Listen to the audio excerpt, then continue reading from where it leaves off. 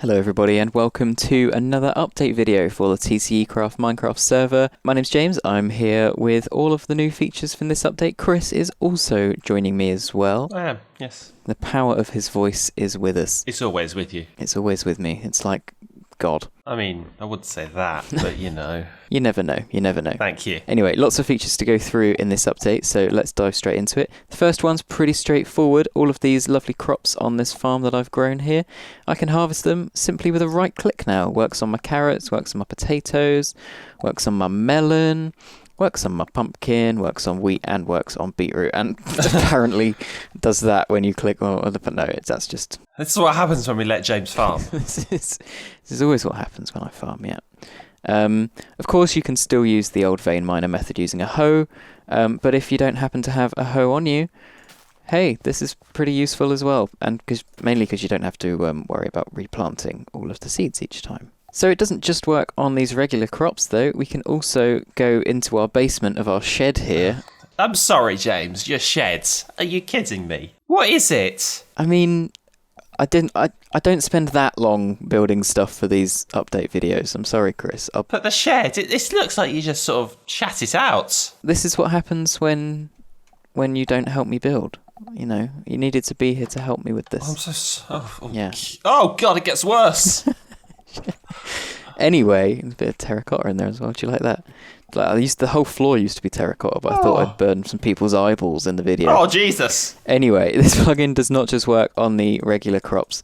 It also works on cocoa beans down here and on your nether wart as well. But not on your warts on your face. No, unfortunately not on those. Whilst we're down in the basement, actually, Chris, it's a perfect opportunity to show everyone the next feature. It is, isn't it? And that is a new command that you can run. It's simply /ll. And it enables you to see where mobs can spawn within your builds. So at the moment, there's nothing on the floor to tell me that stuff can spawn down here.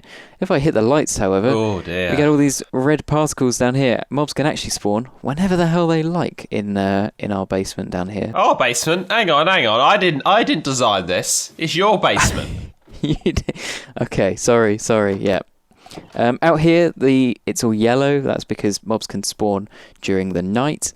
And actually all across over here, it's all possible for things to... Oh, that is a look. Lovely thing. This is very nice, isn't it? This is a new thing as well. We've actually created a TCECraft texture pack. It comes with this lovely painting here, and also there's some new sounds in it which are useful. Some of the plugins will be showing you a bit later on in the video. So yeah, you can have this lovely new painting within all of your builds using the new texture pack. I'll make sure to leave links to that below. And again, that is /ll to disable the light level projector. But that's pretty useful, I hope, anyway, especially when we're building on the server. Right, we're going to go over to this test house now. And actually, Chris, you may notice on this sign here... Oh, look at that lovely sign. Managed to do some lovely, interesting colours. You may be aware that in one of the new versions of Minecraft, they added a feature where you can actually dye signs. So yes, I did know that. I use blue here. It's your favourite colour. There we go. So all of the text on this lovely. sign Look at that. has now gone blue. We can re-dye it with some orange if I'm feeling into that. There we go. And if we actually run this command here that it's telling us to, we get a little message. You're now in sign edit mode. If I come over here and shift right click on this sign, I can jump in and edit it. Don't have to break the sign and replace it. I can just jump straight in. Oh, excellent. So does that mean when Electro dies again, we can just edit his sign instead of destroying it and putting it back up again? Exactly that. Perfect. We don't have to keep destroying the sign. You can just shift right click and update it. And if you want to add colours, you can use the and symbol followed by a certain character. I'll put a link down in the description of the video for where you can find all of those codes. As you can see, 6 is orange and 9 is blue there. And there's a whole load of other colours which I've put on show over here as well. So we can just shift right click. I can just go in here. And obviously we're going to make all of this orange because... you take it over? Because why not? I'm taking over. Go on, fine. We'll make that one there. There we go. And they're all change colours like that. Very nice. Lovely. That's very nice. You may be wondering as well what this big ugly bridge is that I just walked over just there. Another one of his designs. Yeah, I really should not be trusted to build No, anything you at shouldn't. all, to be honest. It's actually my attempt at building a drawbridge as part of one of our new wow, is it? plugins. It's animate, allows us to do animated drawbridges like this. It's really, really quite cool. You can certainly do things a lot better than how I've done them here. And we can just control them with redstone as well, totally wirelessly. There's absolutely nothing connected to this. It's an amazing plugin. I really love this. Imagine the fun we can have with it. Well, certainly. I'm going to show you a few other little builds within the test house here as well. There's actually, Chris, a secret little hideaway door Is there? within this house. There's a little button there. Ah, look at that. Check that out. Little sliding door. Oh, very sneaky. So there's multiple types of door. We've seen the drawbridge. We've seen this lovely sliding door here. Let's go down to our basement where we've actually got another type of door to show you here, the portcullis as well. If I hit this button here. Oh, look at that. Oh, that's lovely. That rises straight up and access all these chests in here. Actually, I'm just gonna grab some of this stuff because I think this might some of this might come in handy. Oh, gold. Lovely. Oh, Oh, the doors. oh my! The portcullis is closed behind me, Chris. Oh. Also part of the plugin, we can set doors to automatically close behind us. Luckily, I've put another button in here as well. All right. It's a nice bit of security, that is. Yeah, it could be useful for making some fun little traps as well. Well, hopefully not, let's say. Okay, I'm going to set myself into creative mode and we're going to have a little look at how we might build some of these because I think they're really awesome. Ooh. We can take a look behind the walls at how some of these work. And as you can see, there is a gold block here. The way this feature works is by powering these gold blocks. That will then send a signal and open and close all of our doors. As such, like that. Very nice. It's really quite simple. It's totally wireless as well. The block can be on the other side of the room from your door. So I can put a gold block down. In this case, I'm just going to put a button on this gold block here. Press this. It's not touching anything. And yet we've managed to open a little secret door just through there. Wow. Yeah, let's jump on through. Ooh, very sneaky. Another couple down little here. doors there. How smooth was that? Oh, hey, Chris. How are you? Hey, I'm just having a sit down. You're just having a rest. You couldn't be bothered to walk around No, I couldn't. for this update video. The last update video was enough for me. Yeah, it did.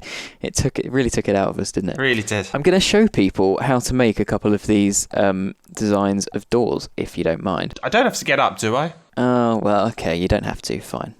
I'll do it. It's okay. Excellent. So if I wanted to build a portcullis, let's say we're going to build it out of iron bars and maybe, well, why not some iron blocks? Why not? So imagine that over here I've built my walls where these blue blocks are. I'm just going to simply do something like this. Again, this is why I don't build much very often. That's why we leave the building to other people.